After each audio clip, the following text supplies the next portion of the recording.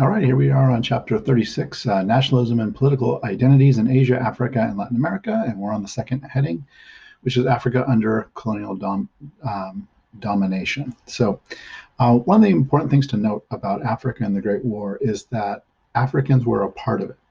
That might not make sense to you at first because we normally focus on it just happening in Europe, but it happened around the world. And one of the things that happened with the Great War is that the different participants tried to take each other's colonies. So we had colonies being attacked, but we also had times where specifically the German colonies were being attacked. And then another thing we had is we had Africans who were shipped to battle lines to fight.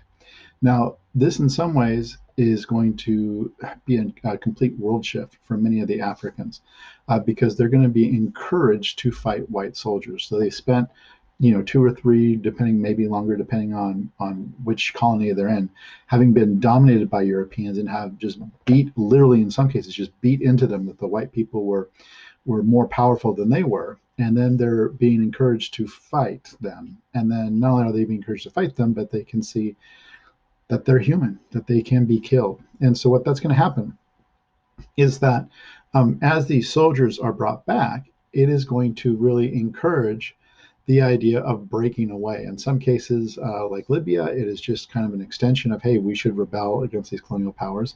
In other places, it literally is going to encourage them to do so. The next subheading talks about the Africa's colonial economy. And the important thing to realize is that Europe had two goals. Okay, they wanted, number one, to make sure that the colonies were self-sufficient, that they could raise enough money to pay for their own subjugation. And then the second thing is they were really built up to be export oriented colonies. So basically, you were going to ship out all the natural resources to Europe. Europe can make things out of them and then sell them in the markets in Europe and back to the Africans themselves. So there was some infrastructure built up, but it was very much built on this exporter European orientation. It was built to get things quickly to the shipyard so that they can be shipped out. The other thing that's going to do is that there's going to be a great encouragement to make cash crops, so crops which are meant to be exported or sold for profit.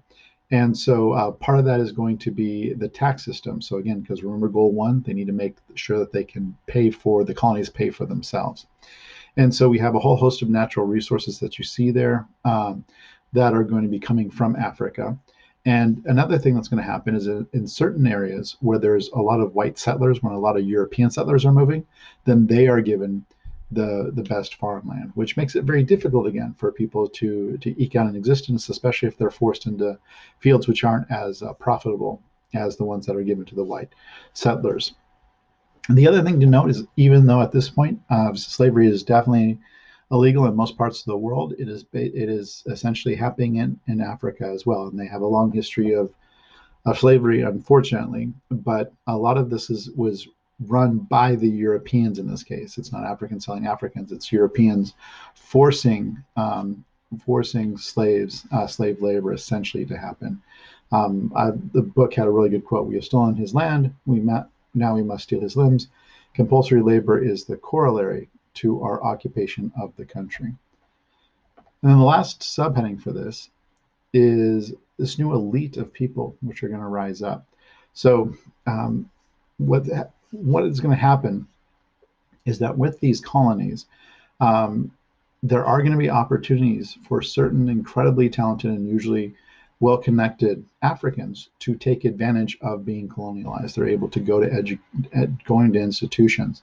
They're able to learn about the highest sciences that anybody could learn about as a essentially unofficial member of their colonizer society. So Jomo Kenyatta is perhaps the best example of this. He's a Kenyan nationalist, and he's going to go and he's going to learn in Britain's best universities and come back and really drive Kenya to become its own independent country.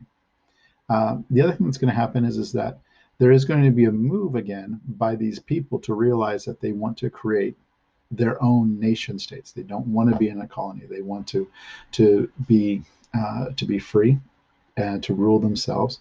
and to make a better life for themselves. Another really interesting idea that's coming up in this point is Marcus Garvey is going to be one of the primary uh, people really wanting to promote a back to Africa movement. So Marcus Garvey was in Jamaica, and he believed that that all these Africans who had been stolen from Africa and brought to the Americas, what they should do is they should go back home. Is they should go back home to Africa to build their own nations. So that is the second heading: Africa under colonial domination.